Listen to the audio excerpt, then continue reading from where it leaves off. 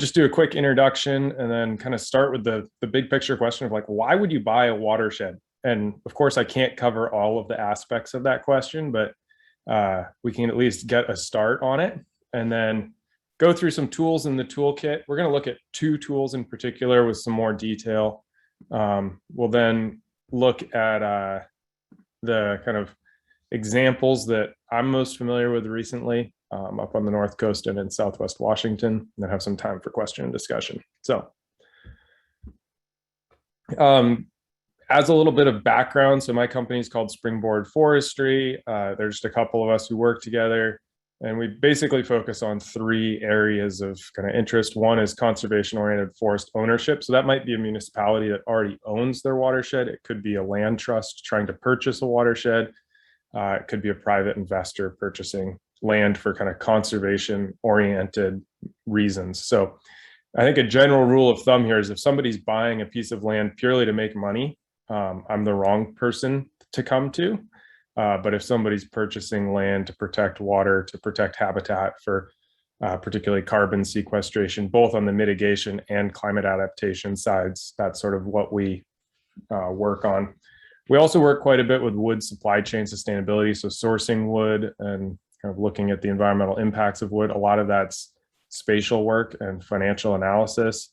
And then forest operations. So my background is kind of in operations, and we do quite a bit of work with logging contractors to help them work on sort of more conservation-oriented projects, as well as work with them on financing.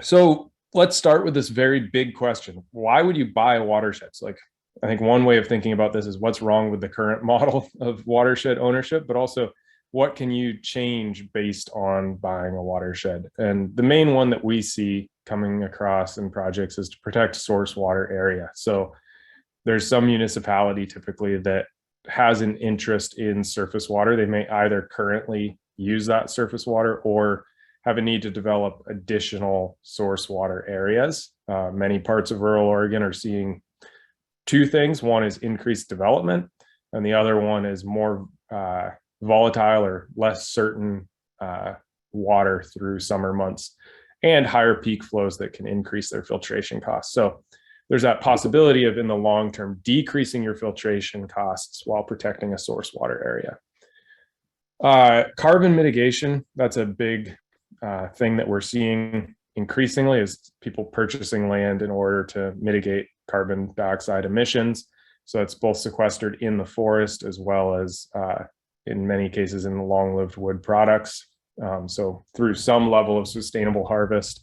And then climate adaptation. So sort of the two sides of the same coin. One is how do we mitigate climate change and carbon emissions? The other is how do we help ecological systems adapt and become more resilient in the face of climate change? And so looking at both ecological and infrastructure resilience. So infrastructure resilience is a very old concept dating to the beginning of the last century in terms of, for instance, how would a city have a sewer system that was resilient? So if something broke in part of it, other parts of it can keep functioning and provide those basic functions that basically bounce back. And increasingly, we're thinking of forests and forested watersheds as part of a city's infrastructure. So instead of thinking of traditional infrastructure like pipes and dams and reservoirs, thinking about a forest as this kind of ecological green infrastructure that filters water. And this is a concept that's been around for a long time, but World Resources Institute and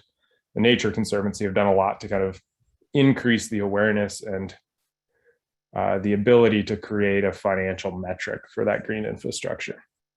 The final one is community engagement and access. So a lot of communities have strong engagement and access already on forest land. Sometimes that's public land, sometimes that's private land. Increasingly, we're seeing private landowners closing access or charging for access. And so a forested watershed can have the kind of dual benefits of both protecting the source water, but also helping a community connect and retain access to forest land and to engage in the decisions and complexities around forest management.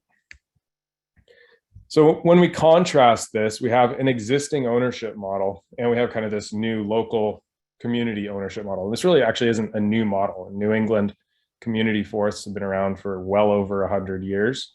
And many municipalities have owned, even here in the Northwest, their watersheds for over 100 years. So in that kind of traditional or existing ownership model, a municipality or a land trust or a conservation organization, or just the community as kind of a nebulous entity, has relatively limited decision-making potential. So they're usually not at the table making decisions. That model is optimized for financial returns typically. That would be in the case of either an industrial or institutional landowner. An example of an industrial landowner would be like a sawmill that owns timberland as a supply. An institutional owner would be, for instance, a TIMO, a timber investment management organization, or a REIT, a real estate investment trust. Probably the best examples of those in your area would be Hancock would be TIMO, and for instance, Hampton or South Coast would be kind of industrial ownerships, and then Weyerhaeuser would be a REIT. With all three of those models, we've increasingly seen the sort of churn in the market. And so you end up with ownership uncertainty. You might develop a great relationship where you have pretty significant decision-making kind of input, and then that ownership can change overnight. And so that's something that we've seen more and more, is this sort of uncertainty in the future of forest land ownership. It's typically managed with basically a business as usual practice. That'd be in Oregon, the Oregon Forest Practices Act. That is changing over time, but historically it's been a pretty kind of standard baseline of management. And it's led folks towards this sort of single revenue stream. So historically, folks have relied on timber revenue to create a financial return that's optimized over usually a 10 to 20 year period. We are seeing a shift in that. So folks may have heard that this week Hancock announced that they're making their first climate forward investment in Maine. So they're buying a piece of property specifically for carbon project development. The Pacific Northwest, given our high growth rates and good timber markets, is probably one of the later places to see that happen. So this local and community ownership, this model is pretty different. It also tends to be much smaller. So in Oregon, in terms of the total forest land base, the largest private ownership block is that kind of institutional industrial land ownership, followed by small non-industrial owners. That local and community ownership, kind of in Oregon, it'd be mostly municipalities, is only about 1% of the total state land. In these examples, though, there's high community input to decision making. The community has to face the financial reality of forest ownership. Buying forest land can be very expensive, and it requires a lot of parties often kind of playing together. They also have to confront the cost of maintenance, maintaining roads, replacing culverts. As a watershed council, you guys are intimately familiar with this, I think. Those are expensive things. One culvert can easily cost $100,000. And that reality all of a sudden lands on the community, whereas it used to land kind of on non-governmental agencies, public entities, and on private owners. There's greater management flexibility, though, and there are options for silvicultural alternatives. So you might not be doing the same kind of style of industrial forestry. You might be choosing to do active forest management that looks different. That can also open up the door to alternate revenue streams, and we'll see some examples of that as we go on. So if you want to pursue that second option, sort of what are the tools in the toolkit? And I like thinking about, you've got your toolbox. Some projects only require one tool. Some projects you might have to go out there and discover new tools that you didn't know you had. And so there's a long list here. I have clearly not covered all of the tools in the toolkit, but these are some of the common ones that we would see on a conservation acquisition, whether it's a municipality or whether it's a conservation organization or even a private investor who's looking at kind of conservation outcomes. So there are grant sources. Oregon has relatively limited grant sources. Washington has quite a few more. Oregon does have pretty good loans, though, that are subsidized, as well as bonds for conservation acquisition, particularly related to water. Ratepayers are historically the kind of base that pays for conservation acquisitions. So a lot of times the city will go out to purchase a watershed, for instance, and that'll result in a small rate hike spread over very long-term payment horizon based on bonds. Bridge ownership is something that can have really strong upsides. It can also have issues. So this would be where if you're, for instance, a conservation group or a land trust or municipality, but you don't have the money today to go out and buy a piece of land that's for sale, you would work with a partner. Examples of this would be the Conservation Fund, Trust for Public Lands, Nature Conservancy has historically done a little bit of this. They would buy that property and either hold it and then sell it to you at a future date when you had the funds, or they will often diminish the value by, for instance, encumbering the property with an easement, doing a carbon project. That's a pretty common tool in New England, is private industrial timberland will come up for sale. A group like Lime Timber, which is a private investment company, will buy the land and do a carbon project, and then they'll sell it to a land trust at a diminished value with the carbon project intact. So bridge ownership is something that's common in other places. It's not so common here in the Northwest, but there have been examples of that taking place. The largest in Oregon was probably the Conservation Fund purchasing land that then became the Gilchrist State Forest. Timber revenue. That's one that almost all examples that we've seen have some timber revenue. It's often relatively small, and it's often used as a tool to kind of carry the maintenance cost of a property.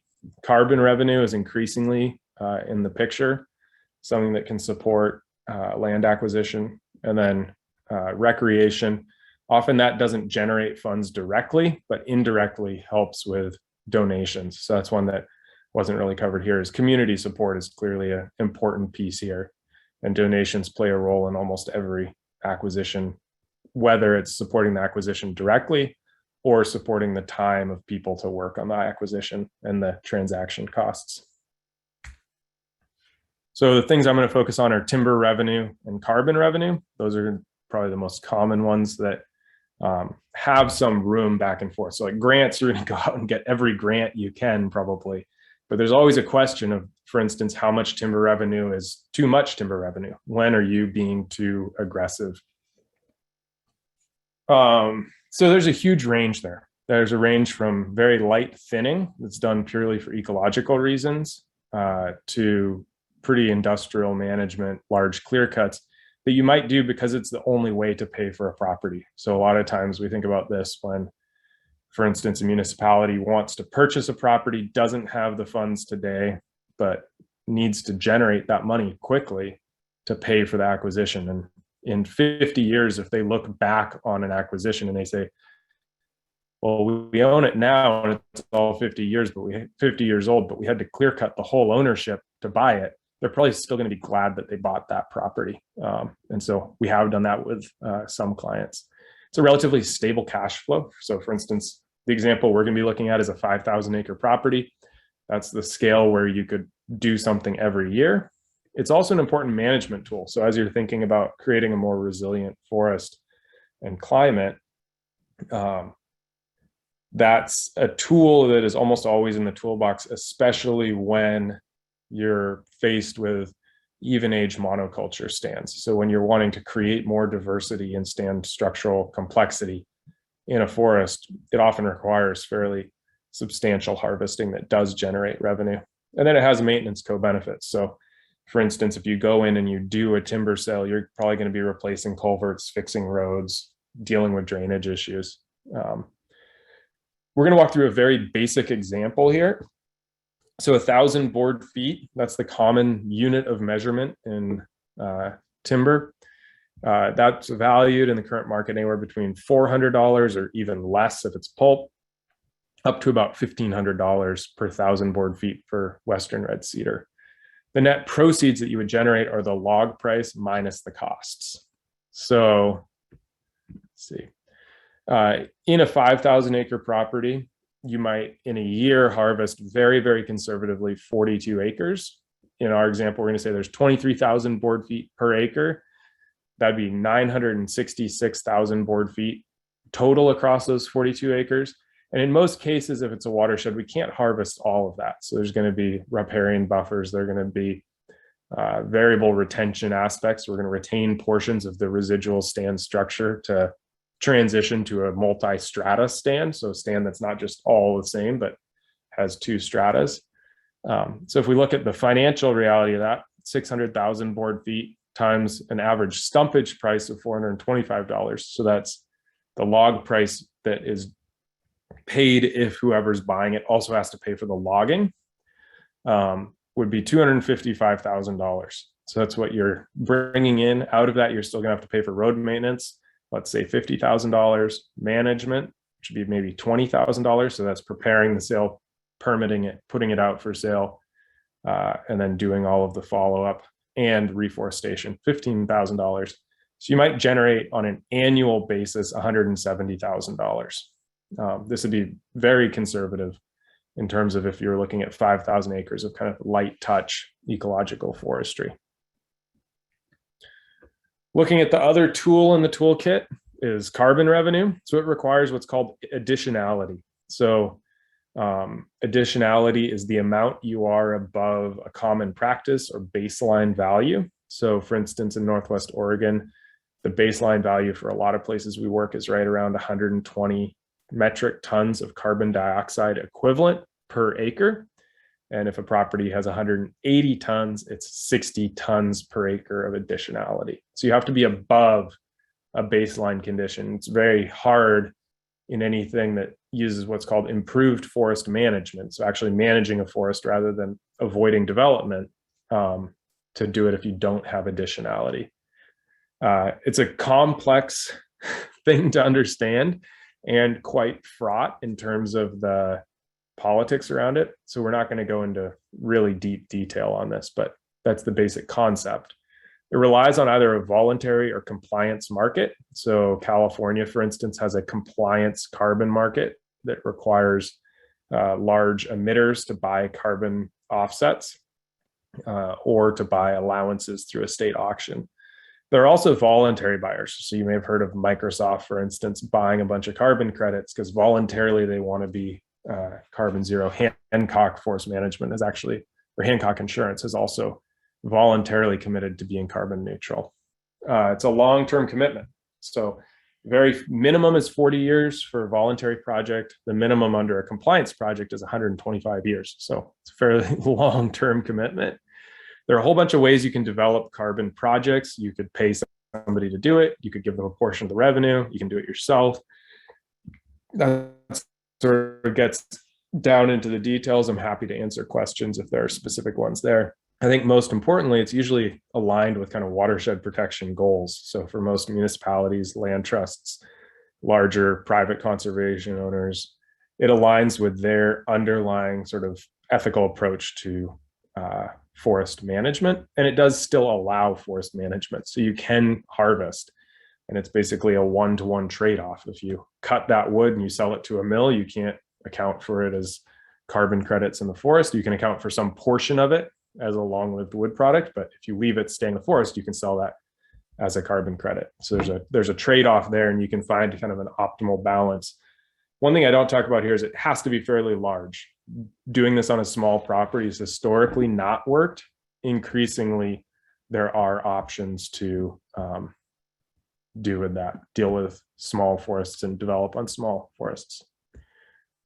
So this is a very technical slide. I apologize for the small font and all of the numbers on it, but I'll try to walk through it. So in our example here, we looked at this before with timber revenue.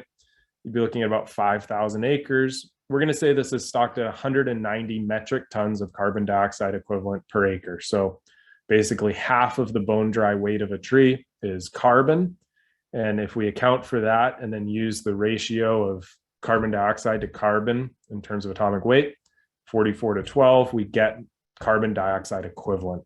So common practice on most of Northwest Oregon would be about 120, 121 metric tons of carbon dioxide equivalent per acre.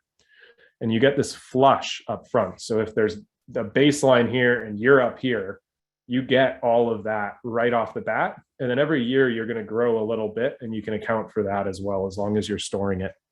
So you hear 190 minus 121 is 69 tons per acre. 1 ton is 1 carbon credit. So 345,000 tons total across your 5,000 acres.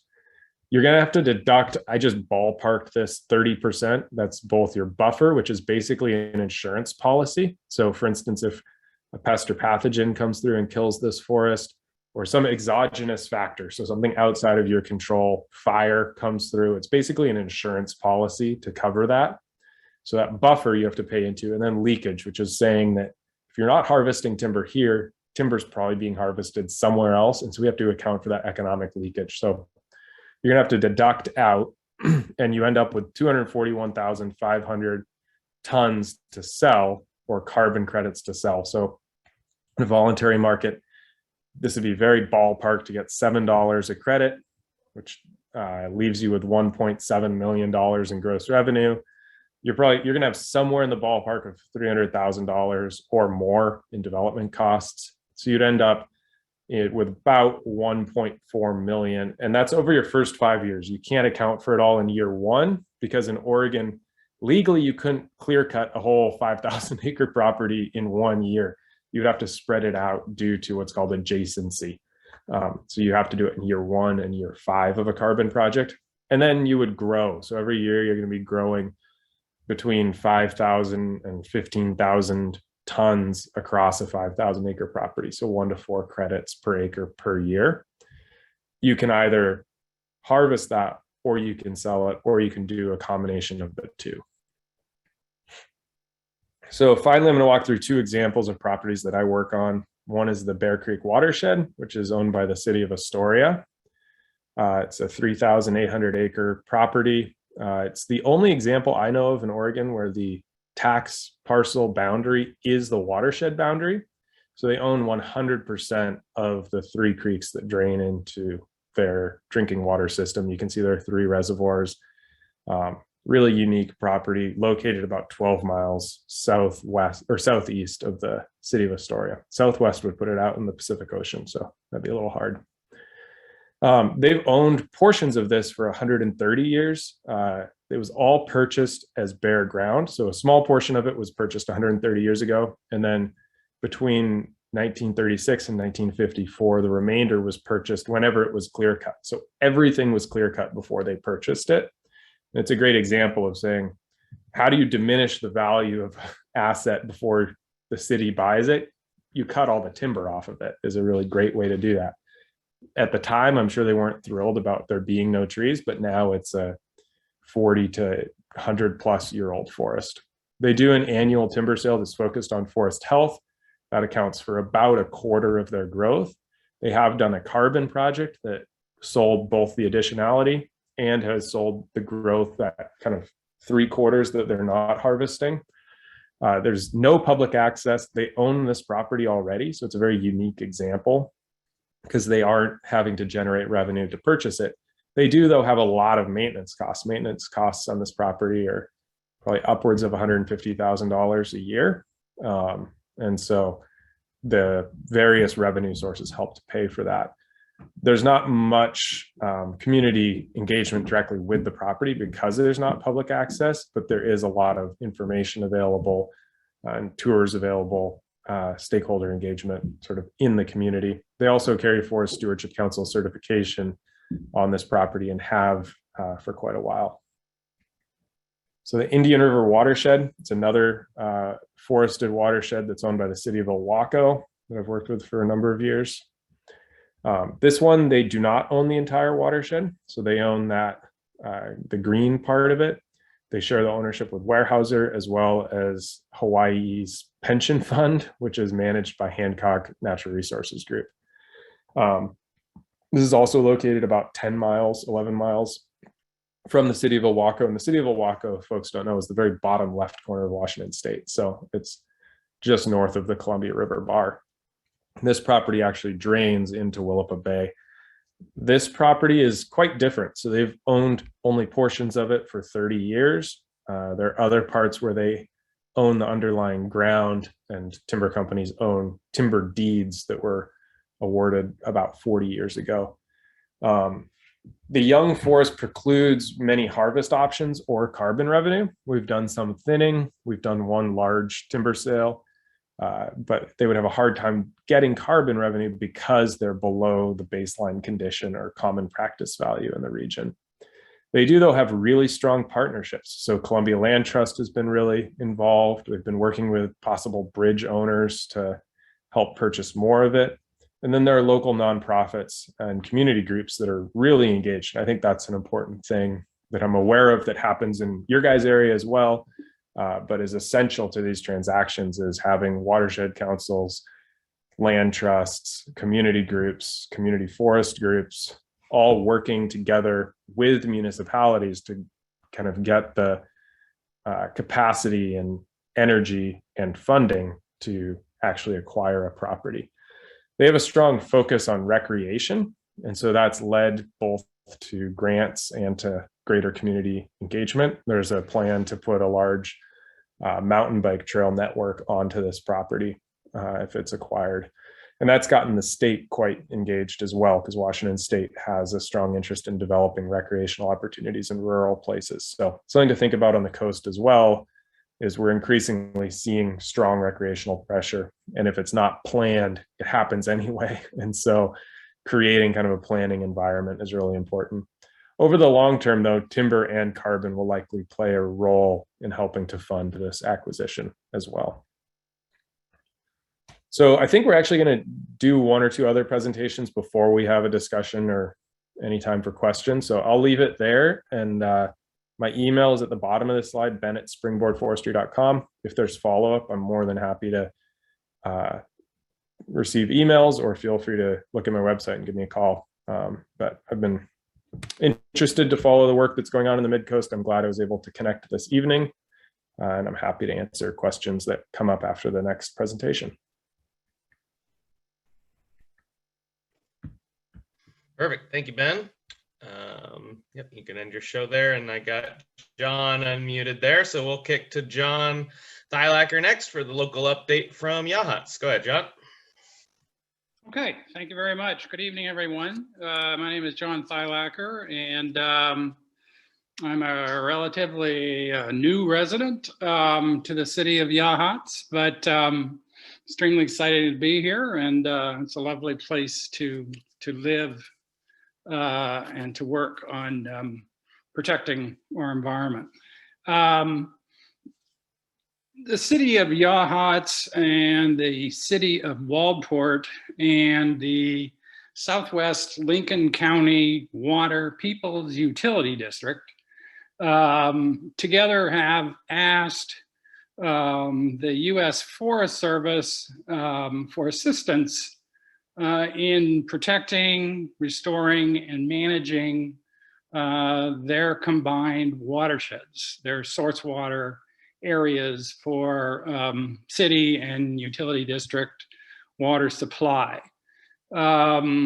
This initiative, still very early in the process. In fact, the formal letter of request to the U.S. Forest Service, I think, is going through final signatures and will be headed to the Forest Service hopefully next week.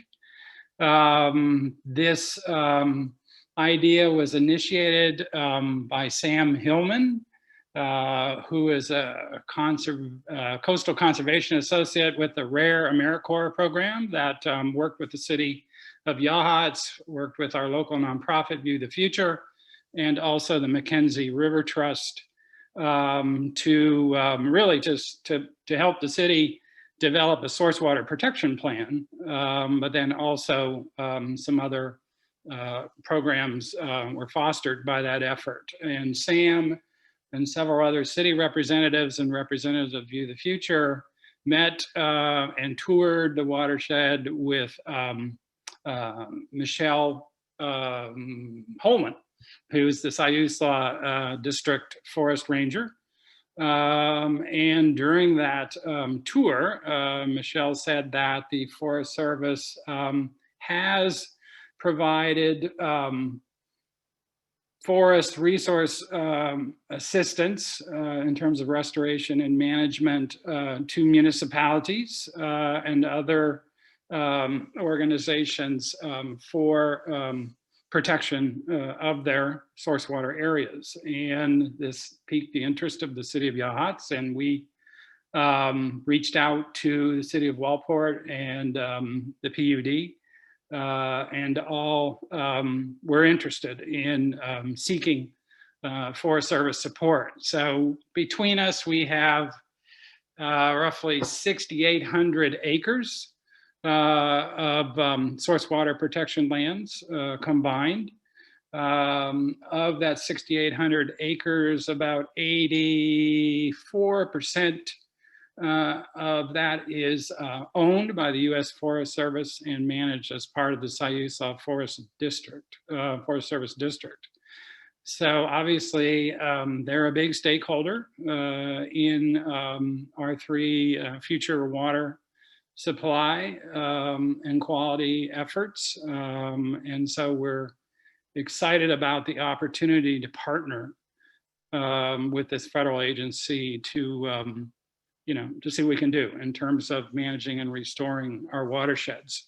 All three of our communities, if you will, have experienced significant residential growth in the past few years.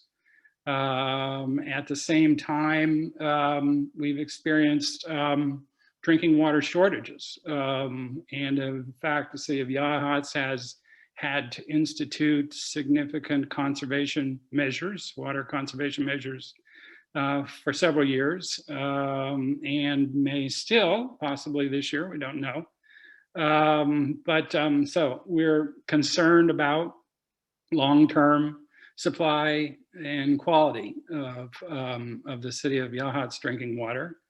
And we're excited about the opportunity to collaborate not only with the city of Wellport and the People's Utility District, but also the U.S. Forest Service in this effort. So once we submit our letter, it will be reviewed by the Forest Service. We may have some additional discussions in terms of what opportunities they may provide us in terms of management and restoration.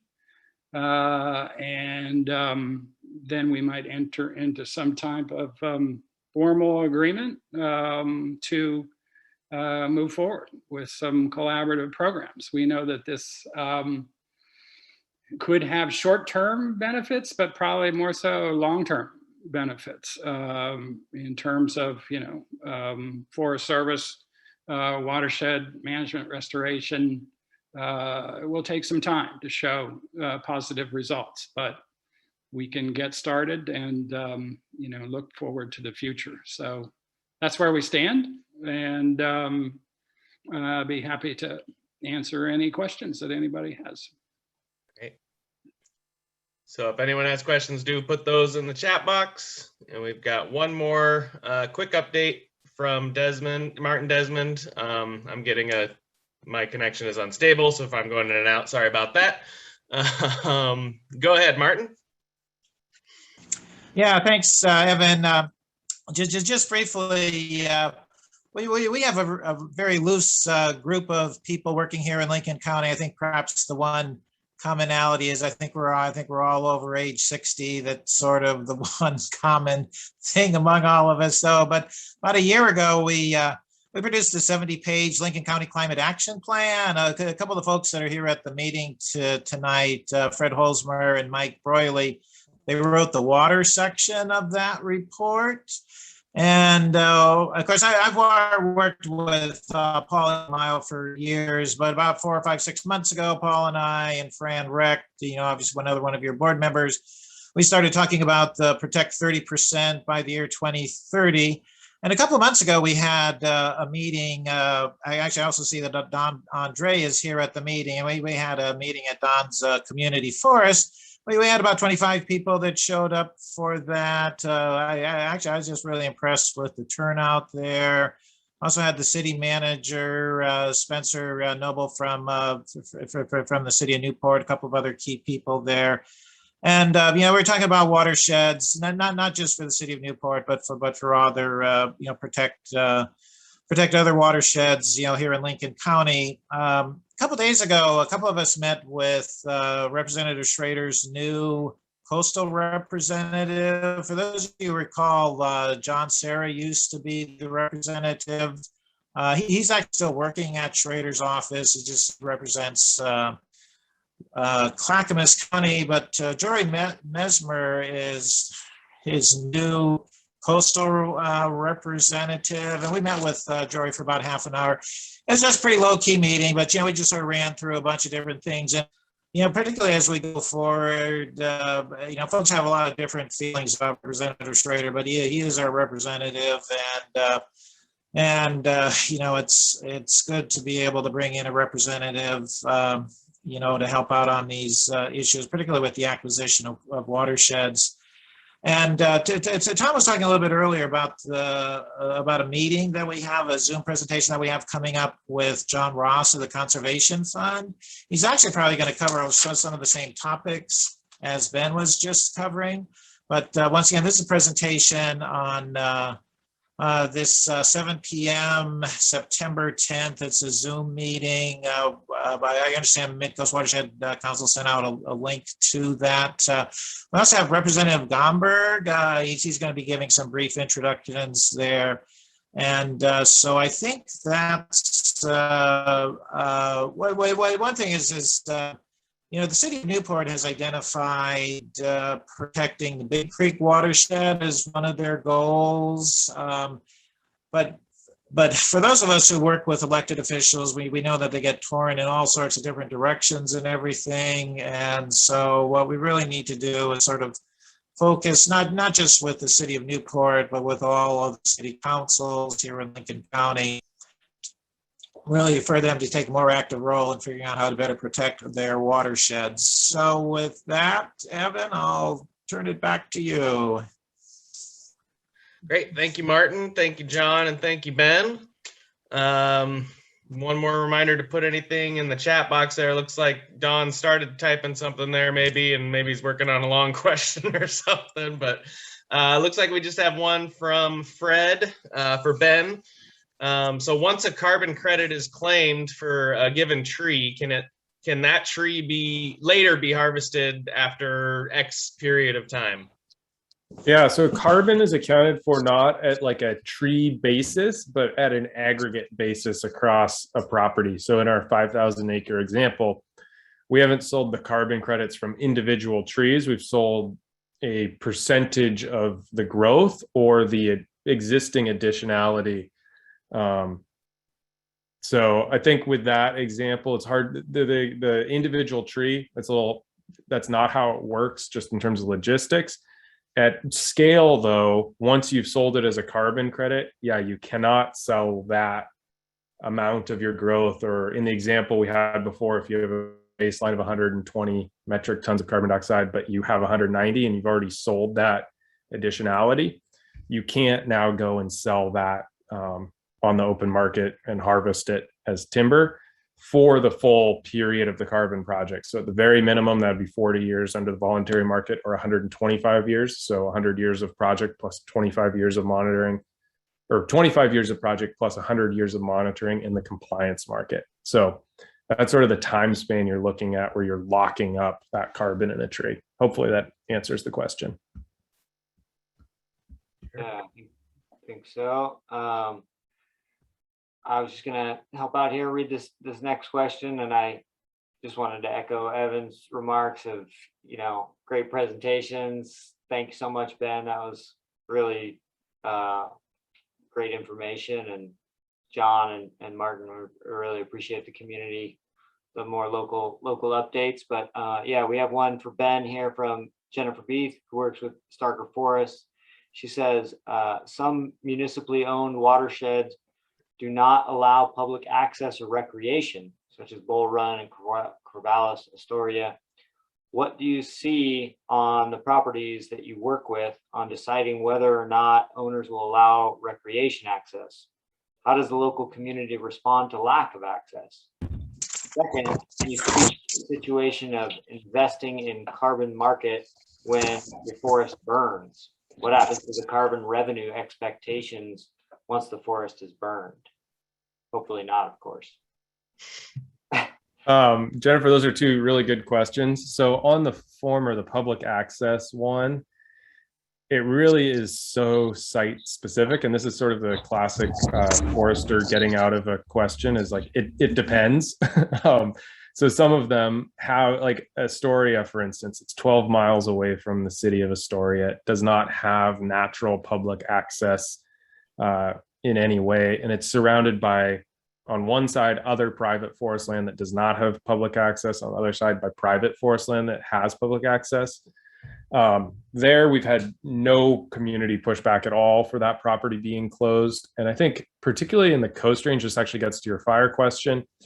The fires that we've traditionally had here are very high severity and very long return interval. And they're almost all at this point human caused. So our most common ignition in the Coast Range is human ignition. And the main reason we've kept that property closed is one, that if we have recreational use, it tends to be focused elsewhere. There's not a big recreational pressure on it.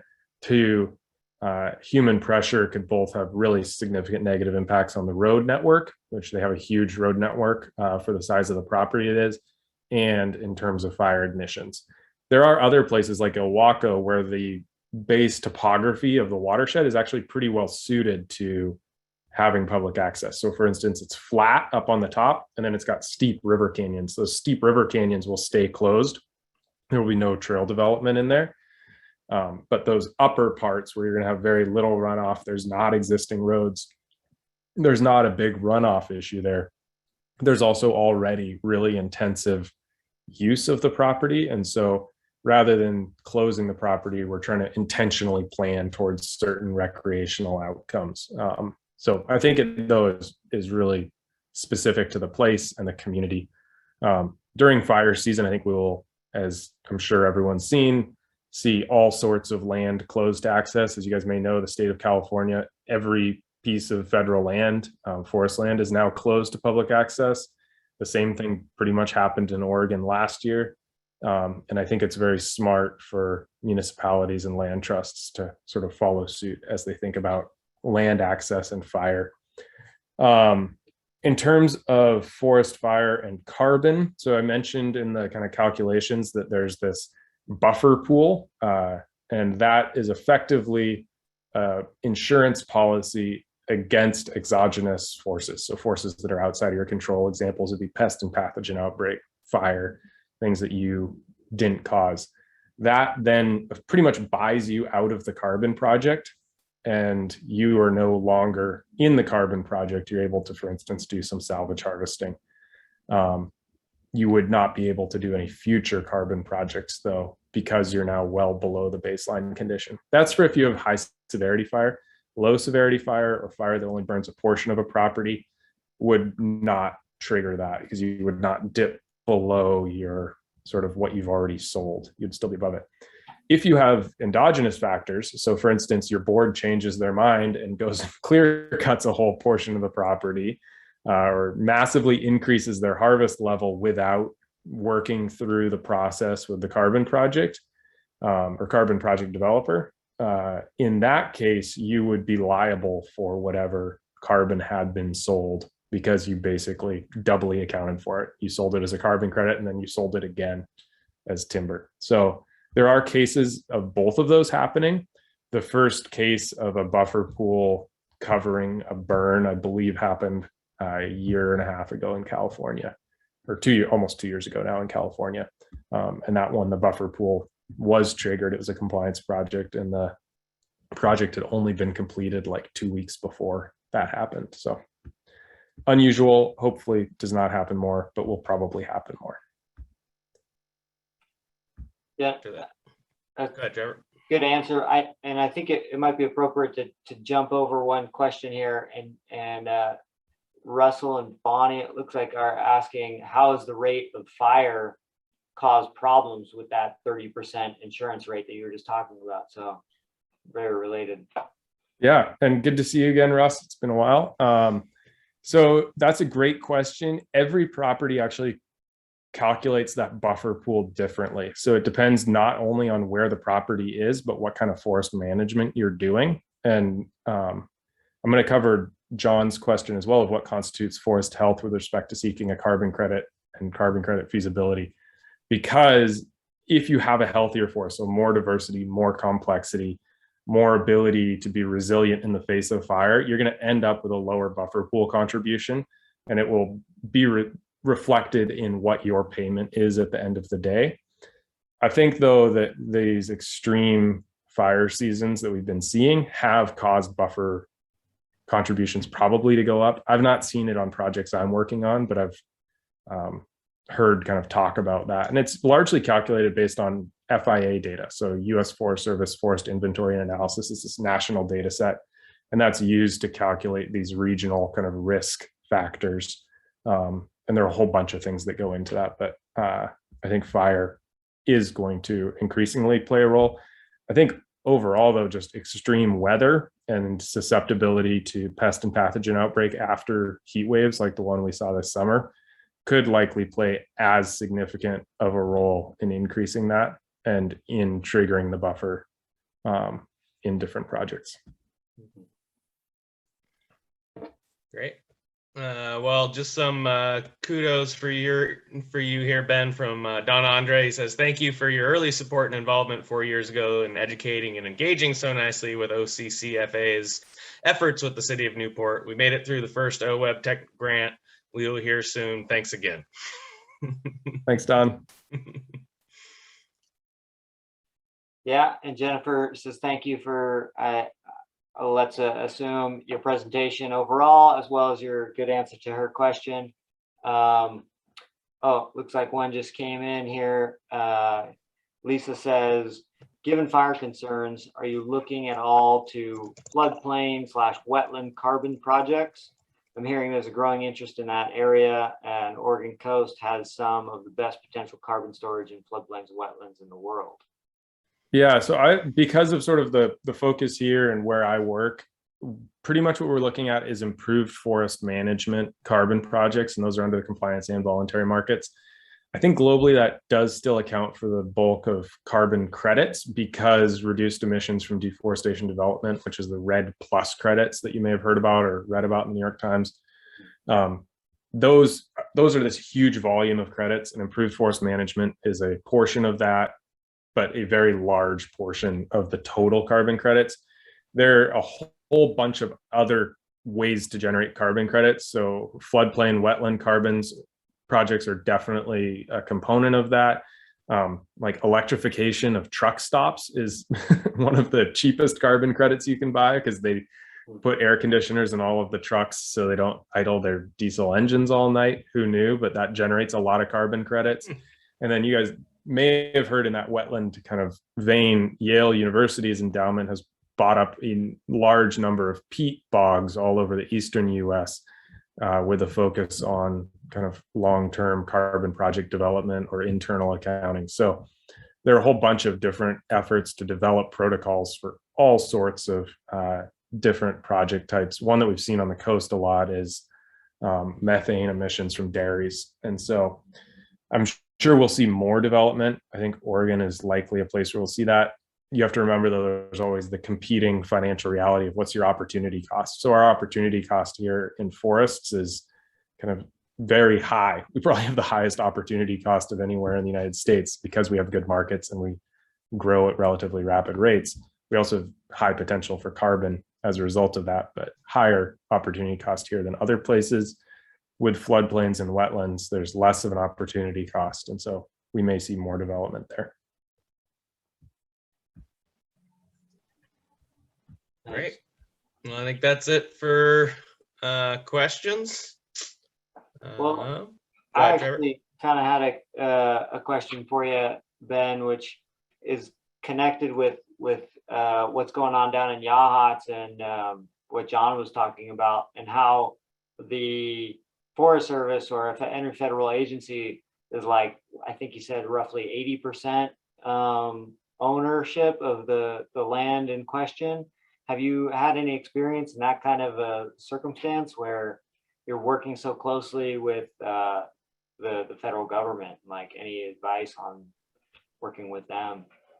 Yeah, I think that's a great position to be in, actually. So for instance, one that I work with is a land trust in Eastern Washington, where it's checkerboarded with federal ownership. And we're working there on developing this kind of good neighbor authority agreement to manage across the private land and the Forest Service land, and kind of align primarily around their burning, because fire naturally will go for more than a quarter section. It would spread alternating sections. It would spread across the whole ownership. So there, we've had really good success. So much of it depends on who your local Forest Service folks are, and developing really strong relationships with them, and being able to follow through. So I think one thing I'd highlighted with Owaco is that strength of local partnerships. And I think that's hugely important. Actually, one of my first jobs out of graduate school was building a financial model for Yachats to create a community forest like 8-9 years ago. So I think these efforts have been going, and I'm guessing Forest Service folks know that. And so having that track record and then good partnerships like Watershed Councils help develop is really, really important to working with federal agencies. Great. Yeah, that was helpful. Thank you. Hey, what were you saying before I interrupted with my question there, Evan? Oh, I was just gonna wrap it up. If there's any other questions, Ben did provide his email there, and if you guys didn't catch it, you know, you can reach out to us, and we'll have some links on our website, and we'll have Ben's email there with his permission as well to post that there for any follow up. And just want to thank Ben for joining us this evening. I know he came straight from another meeting. He's a super busy guy, and I really appreciate you taking the time to share the story up there. And I understand John and a couple of folks from Yachats, I think, are headed up to Astoria next week as well to meet with some folks up there to kind of learn a little bit more and bring back some of that information down here back to the Central Coast to build on the momentum that's already going on down there. So thank you, Ben. Thank you, John. And looks like Martin's dropped off, but thank you, Martin. And remember, everyone, next Friday night, there'll be that presentation and webinar at 7 p.m. There are links through MidCoast website, so go check that out. And some of the emails you guys got for this event should have some links to that as well to get you connected. So thank you, everybody. We will have a short break here and get back together for our board meeting, but everyone else is welcome to jump off. So have a good evening. A couple hours or a couple minutes of light left out there maybe. So drive safe back to your dining room or kitchen from wherever you're zooming in from. So have a good night, everybody.